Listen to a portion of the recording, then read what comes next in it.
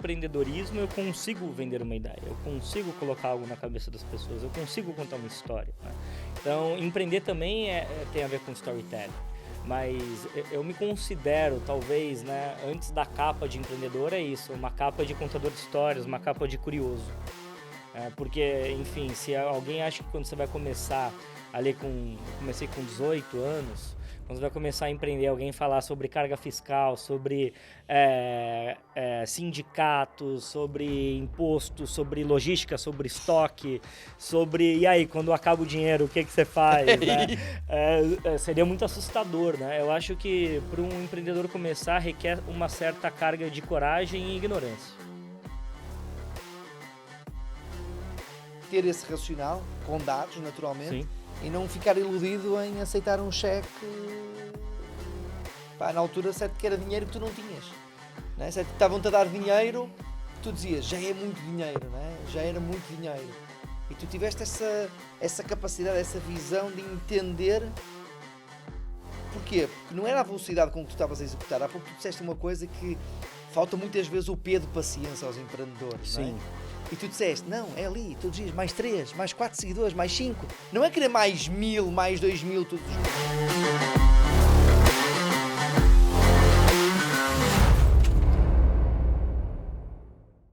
Olá, sejam muito bem-vindos a um novo episódio do The Doers Podcast. O nosso podcast onde nós falamos sobre histórias de empreendedores, aqueles empreendedores, tal como vocês, fazem acontecer, puxam a régua um bocadinho mais à frente e efetivamente fazem acontecer os seus sonhos. E este é o nosso podcast onde nós trazemos essas histórias de uma forma sem bullshit, sem tangas, sem sonhos cor-de-rosa e sem mimimis. E hoje tenho aqui um convidado incrível e vocês vão mesmo, não é clickbait, não é só de thumbnail, é mesmo. Hoje temos aqui o Paulo Cuenca. Paulo, muito bem-vindo. Muito obrigado por me chamar. Cara, que gosto. Prazer enorme. Estar aqui, né? Um podcast no norte de Portugal, esse lugar maravilhoso. Mesmo. Quase altamente improvável. Vou-te confessar uma coisa, Paulo. E muitas das pessoas que hoje vieram cá, até hoje, eram pessoas que estavam na lista para vir. Tu não estavas na lista.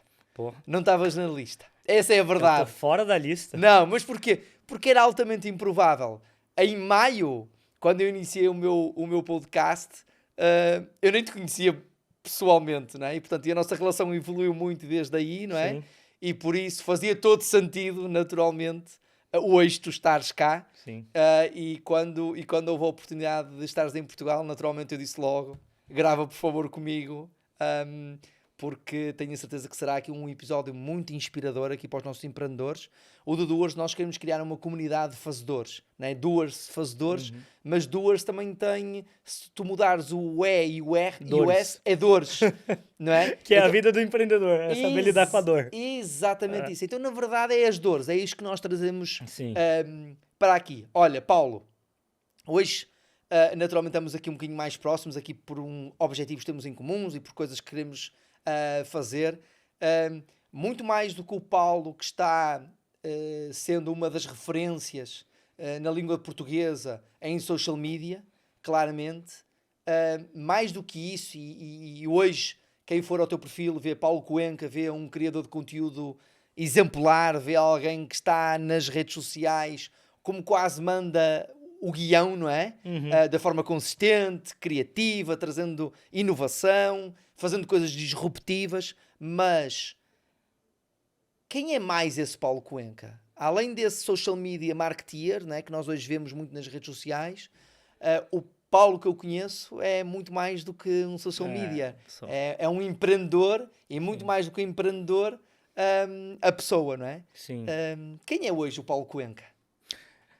Acho que o Paulo sempre foi, desde o começo da minha vida empreendedora, né, adulta, um empreendedor de fato. Eu sou muito uma pessoa de bastidor.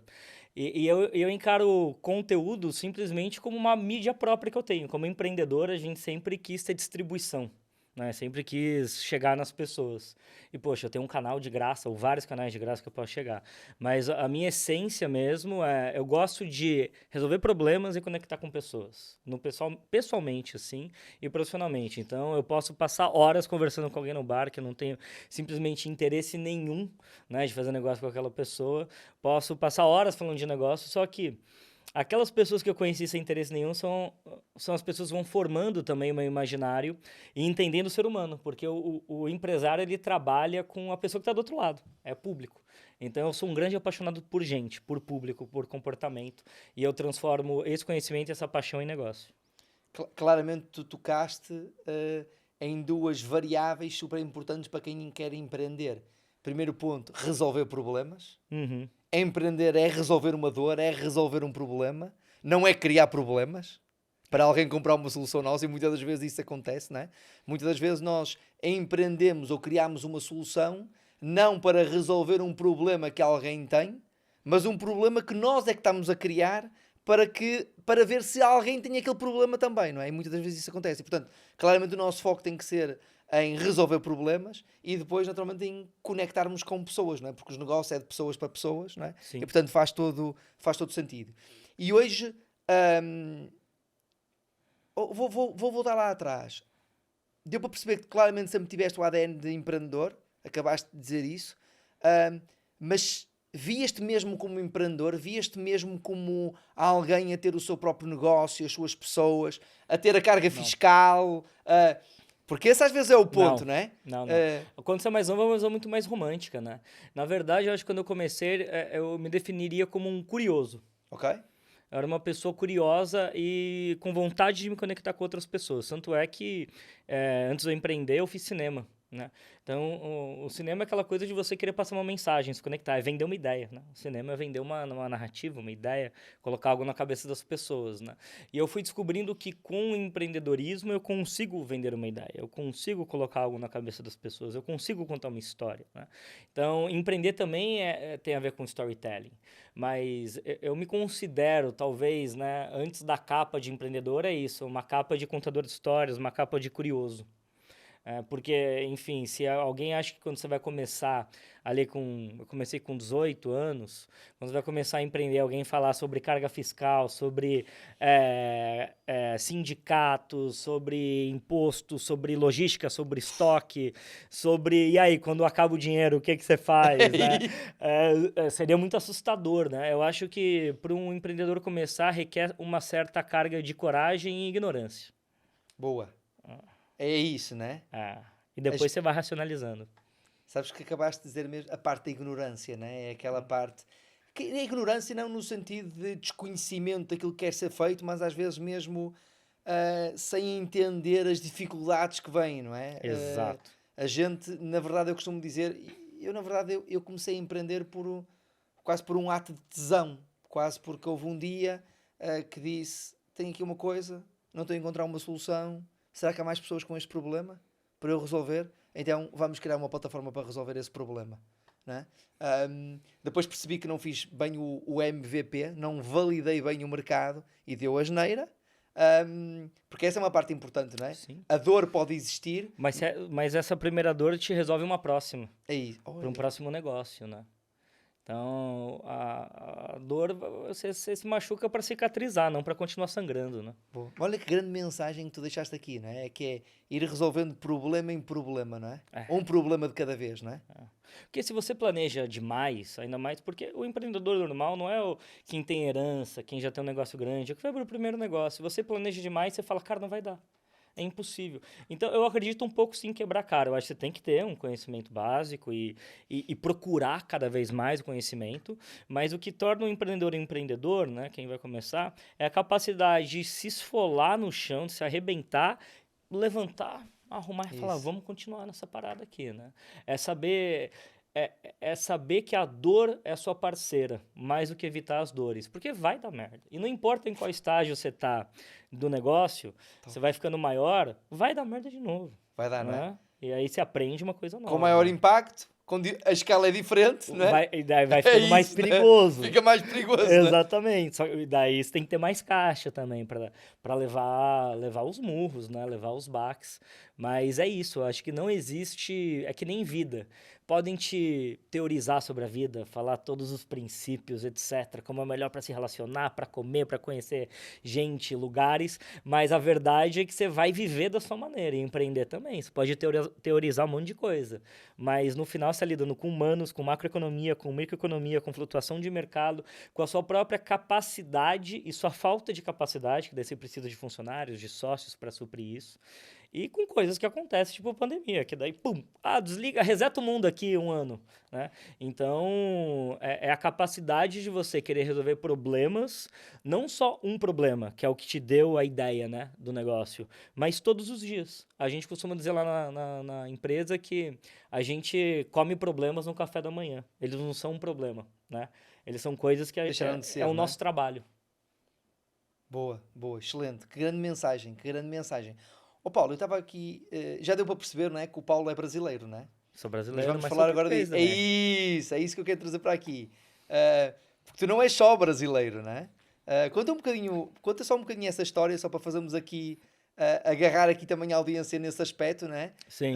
Porque tens muita história em Portugal e tu hoje, naturalmente, vieste cá numa viagem e escolheste Portugal, não é? Tu escolhes muitas vezes Portugal para vir. Escolho. Sou apaixonado. É porque é a minha terra também, né? Eu passei minha infância aqui. Minha mãe é portuguesa, né?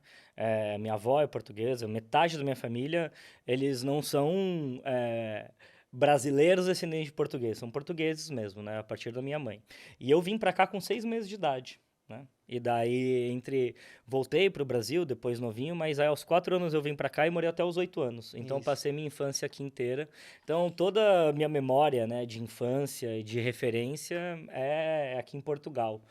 Então, quando eu fui ficando mais velho e tendo o meu próprio dinheiro, sempre que eu posso eu volto, porque eu me reconecto enfim, com cheiros, com texturas, com raízes. Agora, vindo aqui, eu entrei num boteco, num café, ali indo pro Algarve, que tinha uma máquina, que tinha um monte de bola, assim, custava €1. Ah, Cara, eu não vi aquilo ali há uns 20 imagino, anos. Falei, imagino. uau, me levou lá pra minha infância. Lá, não é? Então, a parte do meu avô é do norte, né? Então, uma parte no Porto, outra no Minho, e a parte da minha avó é Alfacinha, ela é perto de Lisboa.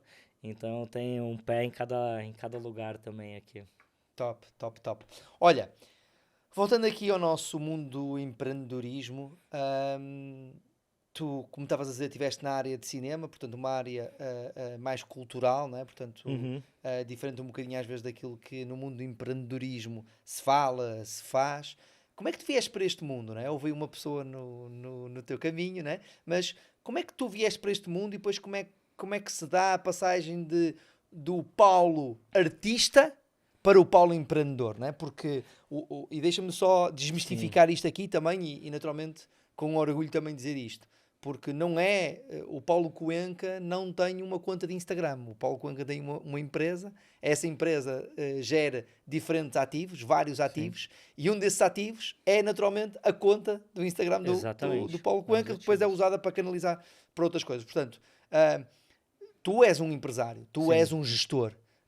Portanto, não é só o criativo que se vê nas redes sociais, mas como é que tu chegas à Supernova? Qual é que foi a jornada até o momento em que vocês chegam a criarem a Supernova? Foi uma jornada de... A gente está em 2023, eu comecei a empreender em 2006. Então, uma jornada de 17 anos. 17 anos, mais coisa, menos 17 coisa. anos. Dependendo do mês, mas sim. Mas chegando até aqui foram 17 anos. Então, eu comecei por falta de dinheiro. Eu estudava cinema e meu pai faliu, quebrou. E eu tive que trancar a faculdade de cinema. A minha esposa também não é herdeira. A gente falou, Embora ela hoje fale muito para herdeiras, não é? A comunidade, exatamente. Para brincar justamente com isso. Vamos brincar, herdar né? em vida, É né? isso, é isso. E aí eu falei, cara, eu quero, essa é a paixão da minha vida, eu quero trabalhar, quero continuar vindo em São Paulo. São Paulo é uma cidade muito cara de viver, né? Mesmo. Como todas as grandes capitais do mundo, né? Uma cidade muito cara. E a gente foi farejando. A gente até conversou um pouquinho antes. Para mim, empreendedor é a pessoa que fareja. Por isso que para mim, curiosidade tem a ver também, né? Com empreendedorismo. É uma Claramente. pessoa que está sempre com fome. né? Sempre atrás de alguma coisa. E aí, eu e a Dani, sem saber o que fazer, a gente viu uma loja com um monte de Havaianas bagunçada, a gente só tinha visto no mercado. Foi a primeira vez que a gente viu uns 50 modelos de Havaianas, só que tudo bagunçado. Um olhou pro outro, como a gente tem a área estética forte, né? É o do cinema, ela veio de moda. A gente falou, nossa, você tá pensando mesmo que eu? Ela deu uma sorrida e falou, nossa, imagina organizar tudo por cor, que nem balinha isso daqui, e vender. Então, em 2006, a gente abre o nosso primeiro negócio, que é uma loja de Havaianas, antes de virar franquia. A gente abriu quase 5 anos antes da Havaianas virar franquia. E a gente foi uma das pessoas que deu consultoria para Havaianas virar franquia. A gente era muito novo, né? Eu tinha 17, 18 anos, a Dani 19 e 20. E a gente chegou a ter 3 lojas de Havaianas, chamava Havaianáticos, porque não existia loja de Havaianas. E a gente teve a carta branca da Havaianas para ser o primeiro franqueado a negociar no Rio de Janeiro, né? O projeto da Havaianas na época. A gente acabou saindo porque a gente tinha uma margem ali de 40% a 50%. Quando virou franquia, cai para 8% a 12%. A gente sabia onde é que eles estavam, apesar de eles não cobraram royalties, onde é que eles estavam ganhando dinheiro em cima dos franqueados. A gente tinha informação demais. A gente não era interessante para Havaianas. Vocês conheciam demais o negócio, né? E a Havaianas não era interessante mais pra gente. E aí, quando a gente ficou tentando pensar em o que fazer diferente da vida, eu tinha voltado a estudar cinema, porque eu ganhei dinheiro com a Havaianas, né? Eu dei certo muito cedo, né? Com dinheiro, não com paixão, mas com dinheiro. Certo. E aí, eu... Como que era? Você então, Havaianas, depois Havaianas, ganhando dinheiro, você voltou a voltei a estudar cinema. E aí, quando eu voltei a estudar cinema, a gente queria entrar na televisão, né? Com algum projeto, ou no cinema mesmo, com algum projeto. Só que a única coisa que a gente tinha certeza... visão, né? Você já tinha... Cara... Eu e a Dani, a gente não queria mais ter Havaianas. Mas já queriam ir para a televisão, né? Portanto, já havia já aí uma visão... Começou daí. Ambição. Muito. E a gente não era ninguém. Essa área também são clãs, né? Deu uma sorte que no Brasil teve uma lei, chamava Lei do Audiovisual, que eu acho que caiu da cabo, do TV fechado, alguma coisa assim, que você precisava de 30% de programas de produtoras independentes. E daí todo mundo começou a ir atrás de produtora independente, falou, é a nossa chance. Só que a gente ainda não tinha ideia do que fazer. Como a gente só queria deixar de vender Havaianas, a Dani começou a falar pra mim, acho que eu vou abrir uma confeitaria em Amsterdã. Olha as nossas ideias. Eu falei, mas por que Amsterdã? A gente ama lá. A galera gosta de se divertir lá em Amsterdã e não tem nenhuma confeitaria boa para quem tem mais dinheiro. É só coisa de adolescente. Vamos abrir uma confeitaria lá. A gente ficou 1 ano indo pra Holanda, aprendemos holandês, tentamos aprender holandês, fomos em contador, fomos na Câmara do Comércio, tudo, né? Enquanto eu terminando o cinema. E a Dani começou a cozinhar em casa. Começou a cozinhar para fazer esse cardápio. Só que ela era muito ruim, ela não sabia cozinhar. Eu não sei de onde ela teve essa ideia. E daí, sabe essas coisas do mundo? Que a sorte, ela tem que encontrar o preparo, né? A Dani tentando cozinhar, de um lado, né? Eu estudando holandês porque eu também queria trabalhar com um diretor em Amsterdã, só que com cinema, com outra coisa diferente. Um dia eu vendo a Dani sendo horrível na cozinha, e eu com a galera do cinema em casa, eu olho pra Dani e falo, vocês já perceberam que a Dani é um personagem? Ela acha que sabe cozinhar, ela me dá pra experimentar, eu falo mal. Eu falo, tá faltando sal, tá faltando açúcar, tá meio ruim. Falei, eu nunca vi um programa de culinária que quando a pessoa termina, ela come e fala, não ficou bom. É sempre, A gente falou, uau, a gente tem um programa. A gente tem um programa de uma confeiteira amadora tentando cozinhar para abrir um negócio. E aí a gente começa a fazer isso. Como a gente não tinha, a gente queria vender para televisão, né? Como a gente não tinha onde colocar, a gente colocou no YouTube para mandar o link para as pessoas. E a gente gravou que nem TV, uma temporada com 15 episódios, foi colocando a cada 15, 20 dias. Então o que aconteceu? Enquanto a gente não conseguia contato com executivos da TV, começou a aparecer pessoas ali, vendo, elogiando. Em 1 mês e meio a gente abriu um site junto, a gente virou o maior site de confeitaria francesa do Brasil, porque não tinha nada indexado, a gente indexou rápido. E uma gente perguntando pra Dani, o que a Dani não sabia? Não sabia sobre confeitaria francesa, ela tava só testando receita. E daí a gente falou, cara, internet não vai dar ré. E daí a gente pivotou tudo e entendeu o seguinte, o maior poder que sempre existiu na história da humanidade chama-se informação, mídia. Né? A humanidade ela mudou quando se teve a invenção da prensa por Gutenberg. Né? Ficava ali na mão da Igreja Católica, várias coisas, você tinha que passar a mão, então a informação sempre foi poder. E aí depois teve a prensa, você ainda teve o controle da igreja, de poucas pessoas que conseguiam fazer a distribuição. Eu falei, porra, em 2010 isso, a gente tem uma mídia própria. Com uma mídia própria eu posso fazer qualquer negócio. E daí começa a nossa jornada de empreendedorismo usando mídias sociais, vídeos sociais ou qualquer outra coisa. Daí nisso a gente fez mercado para viagem, mercado para confeitaria, para gastronomia, para sex shop, para finanças, para marketing. Foi evoluindo uma coisa, foi levando a outra. Então a gente sempre entendeu esses lugares como canais de aquisição de cliente, de graça. Com CAC zero, custo marginal próximo de zero. E a gente percebeu isso muito cedo, né? Em 2010, 2011, quando o pessoal ainda estava colocando vídeo de bulldog andando de skate na internet. Foi essa visão que te levou a fazer esse caminho? Foi a visão? Ou porque tu, ao dizeres isto, é mesmo visão, sabes? E quem é visão. Empreendedor não é tipo... É um instinto. Não é a sortezinha, sabes? É um instinto junto com dados. Porque o que acontece? Se eu entrei numa mídia, eu sei que informação sempre foi poder. E controle de mídia sempre foi poder. Agora tem uma mídia própria. Quem entra antes, bebe água limpa. Hoje, isso ainda é possível entrar e possível se destacar, só que tem mais concorrência. Claro. Né? Então, quem entra antes, você consegue se institucionalizar antes. E a terceira coisa é... Eu via todo dia aumentar o número de seguidores no YouTube. 1, 2, 3, 5, né? 10. Informação, né? Eu falei, não dá ré isso daqui. Onde que vai parar? Onde que vai parar é que não para. Não para. Nunca mais parou.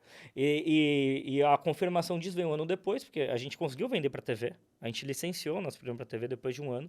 Depois desse um ano, ligou para a gente uma executiva da Discovery, Maria Carolina Teles, eu lembro dela até hoje, querendo comprar todas as nossas marcas na internet.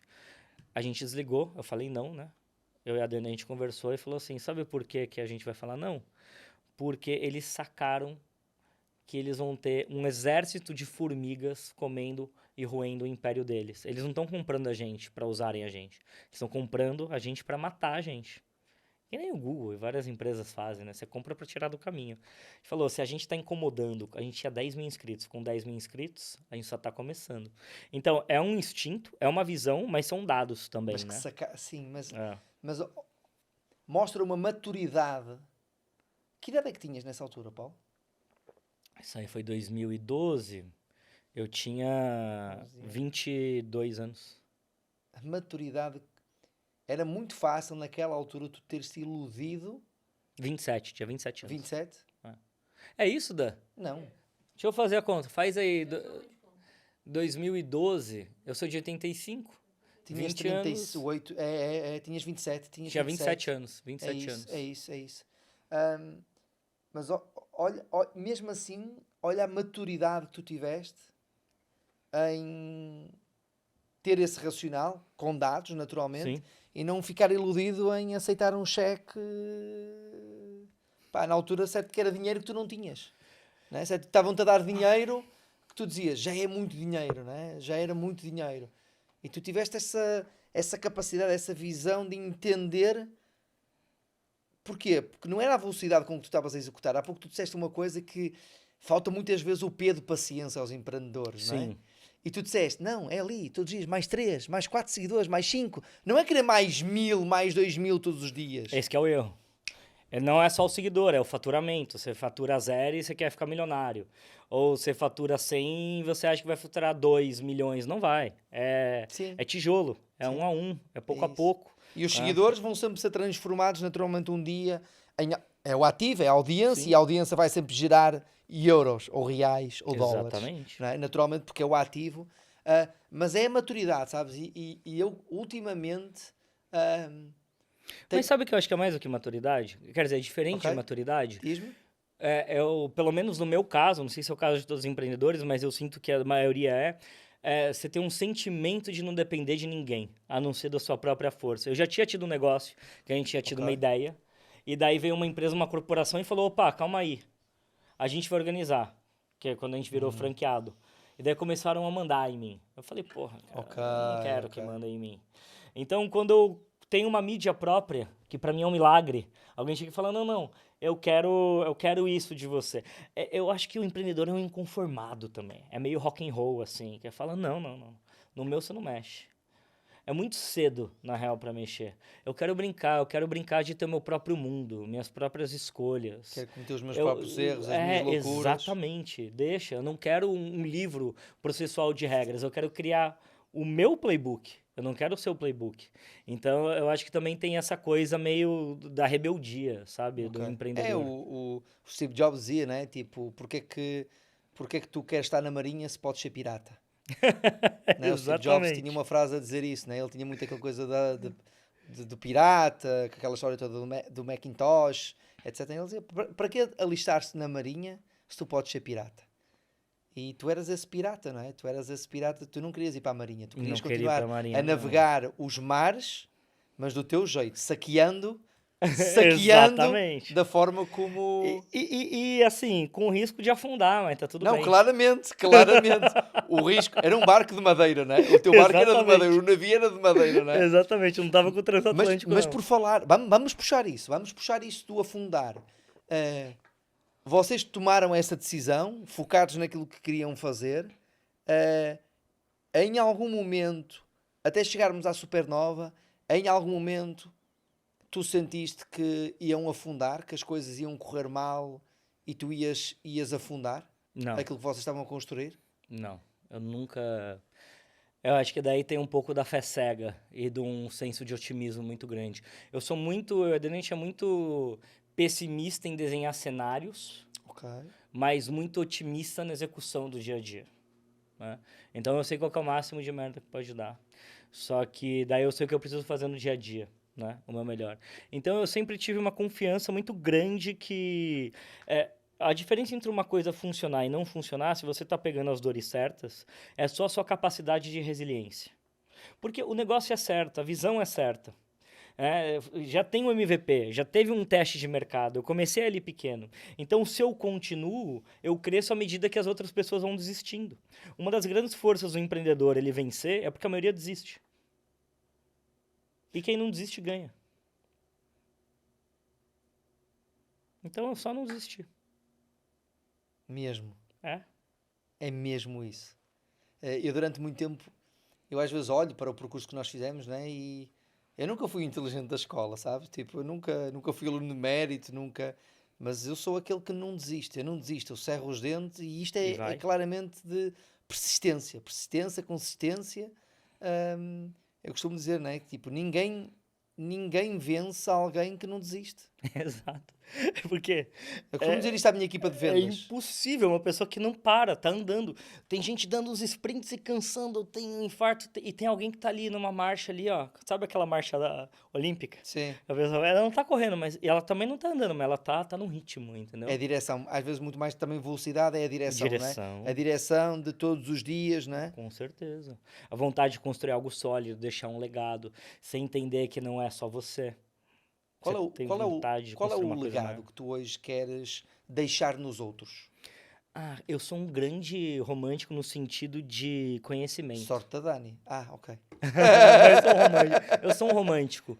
Eu acho que essa rebeldia tem a ver com uma visão romântica do mundo também. Que, para mim, informação é a coisa mais valiosa, e conhecimento. E eu vejo como a gente cresceu, enquanto todo mundo queria esconder conhecimento, a gente deu de graça, né? O conhecimento, isso aí, 2011 começamos a fazer isso e tinha gente fazendo em blogs e tal, mas a gente abriu muita coisa, né? E eu vejo o quanto que isso é transformador. Eu quero viver numa cidade onde melhor, eu quero que as pessoas sejam mais prósperas, eu quero que os papos sejam mais legais, eu quero que as pessoas fiquem pessoas mais interessantes, né? Então, o meu legado, que eu posso deixar no mundo, são as coisas que eu me interesso, que é sobre comportamento humano, sobre sabedoria, sobre acesso. Então, o legado que eu quero deixar é deixar mais fácil as pessoas serem a melhor versão delas mesmas. Esse é o grande legado que eu quero deixar. Deitando abaixo algumas barreiras, é isso? Com certeza.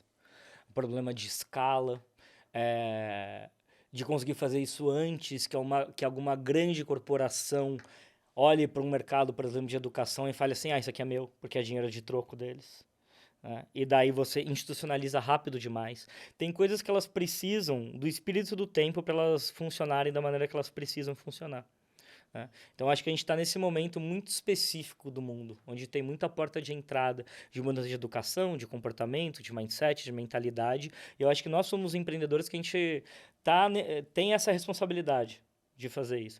Então, principalmente velocidade, escala, né? Aquisição maior, porque também o tamanho de uma rede social tem um limite, né? Certo? Para você conseguir outros públicos, você tem que alugar mídias de outras pessoas, né? Alugar autoridade, outros espaços de comunicação. Então, a gente pensa muito nisso. Eu sei que vocês pensam e eu vi isso. Exatamente. E tentar fazer isso o máximo de tempo possível com capital próprio. Porque daí você mantém pessoas que tiveram uma visão, um sonho, uma vontade de fazer acontecer, né? Ou se tiver capital, que não interfira ainda nas decisões. É uma visão bem romântica, né, da coisa. E é uma grande inspiração. É. Mesmo. Eu estou aqui a ouvir, eu estou quase a deixar aqui o papel de entrevista, eu só quero ouvir, Paulo, continua a falar. Não, mas é isto, sabes? Mas eu me junto das pessoas certas também do meu lado, É que isto, tem esse sabes? tipo de visão também. E tu estás a dizer isto e deixa-me dizer-vos isto. Tu estás a dizer isto e eu sei mesmo que é verdade. Porque eu vi, não é? Eu recentemente tive a oportunidade de estar na vossa máquina, na vossa estrutura, e eu vi o que é que se respira ali, sabes? Eu vi essa visão, sabes? Eu vi essa inteligência, essa astúcia que vocês têm. Não é por acaso. Vocês não estão onde estão, ou tu não fazes aquilo que fazes, e cada um de vocês, digamos, aqueles 3 grandes pilares em termos de autoridade que vocês são no mercado, não é? Tu, a Dani e o Raul, não é nada por acaso. Não é o acaso, não foi uma sorte, não foi um dia uma polémica que estourou e vocês de um dia para a noite passaram a ter 1 milhão de seguidores, nada. Não, é uma pessoa depois de outra pessoa. Em cada esquininha daquele escritório está a estratégia. Em cada esquina que a gente cruza, olhamos para aquelas salas e a gente vê o que é que está a acontecer ali. E isso é mesmo, isso é que é inspiração, sabes? É aquilo que tu estás a dizer para estes empreendedores que nos estão aqui a ouvir, sabes? Que ainda estão lá atrás, ainda estão no início. São o Paulo Cuenca de 2008, 2010. Verem que vai valer a pena. Seja amigo do tempo. A gente coloca o tempo como inimigo. Eu acho que para mim esse é o maior ingrediente do empreendedor. Porra, é o tesão, você já teve esse tesão, tem esse tesão, tive uma ideia, tal. Entenda É fome, não é? que a coisa, ela precisa ir tomando forma. E ela vai ter a forma e o acabamento conforme você for mais paciente.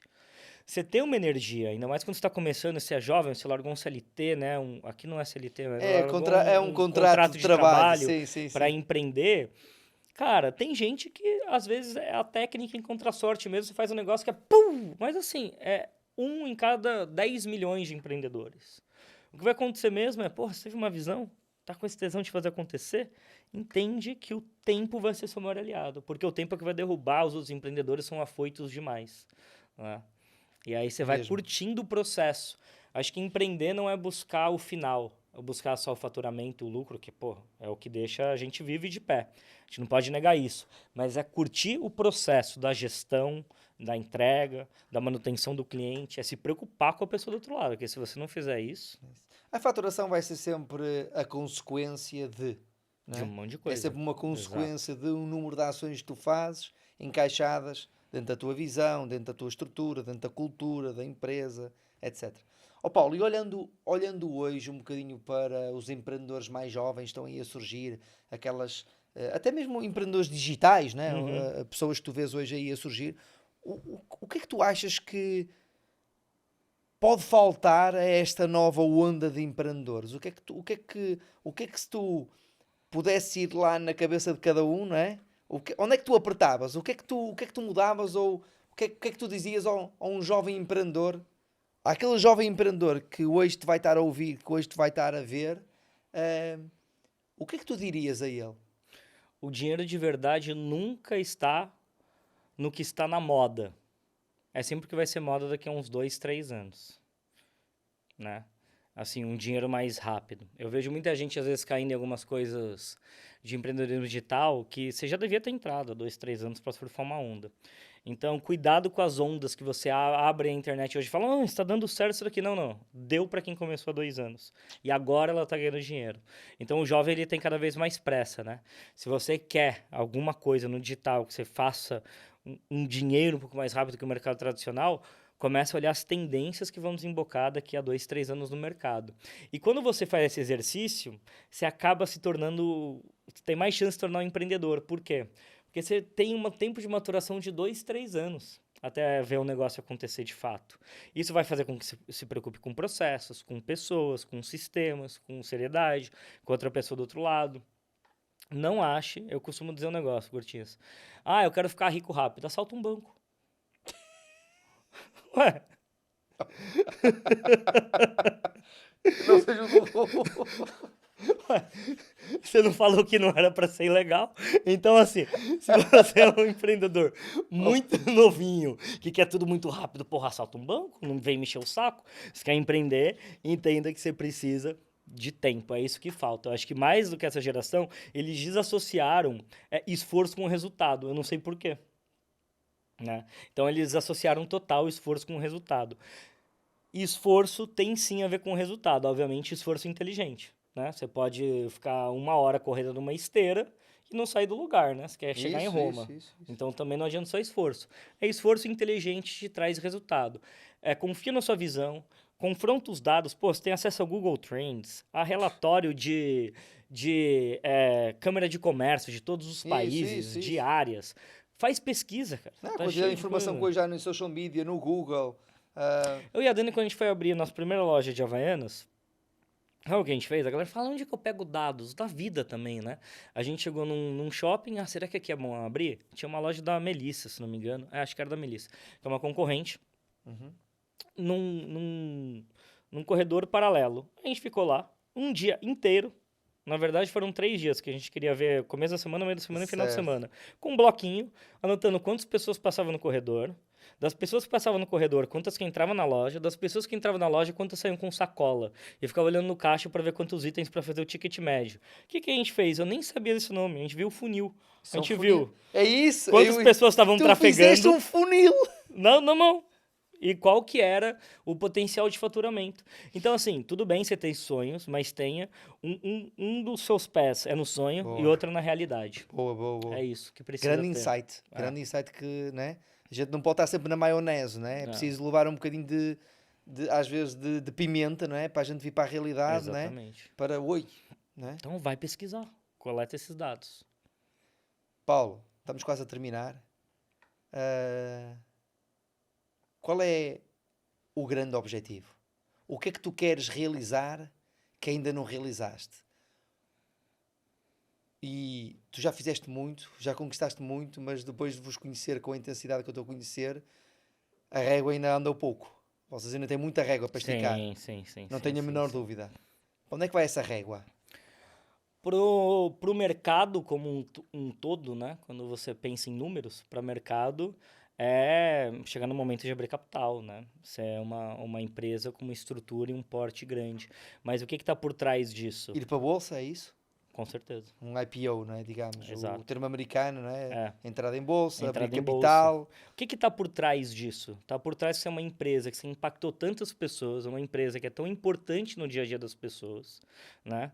E tem tantas centenas de milhares de pessoas ali impactadas que o único caminho possível é você deixar a gestão cada vez mais transparente, deixar outras pessoas poderem ser sócios dessa empresa porque ela é muito boa, né?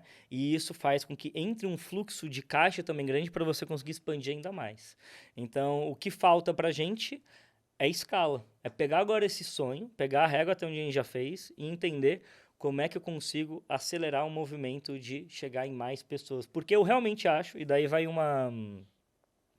aquela parte da arrogância que todo empreendedor precisa ter um pouco, é humildade misturada com arrogância, humildade para entender que você não sabe nada, ambição, né? Mas é ambição, e arrogância né? da sua visão. É isso. Eu acredito que hoje no mercado, as visões que eu tenho na minha área, que o Raul tem na área dele, que a Dani tem na área dela, são melhores que os nossos pares concorrentes. Então, eu quero que a melhor ideia vença. Eu acredito na minha ideia. E estou me cercando de pessoas que também pensam como eu penso, o grau de impacto que eu quero causar. E a gente vai junto, porque sozinho é mais difícil.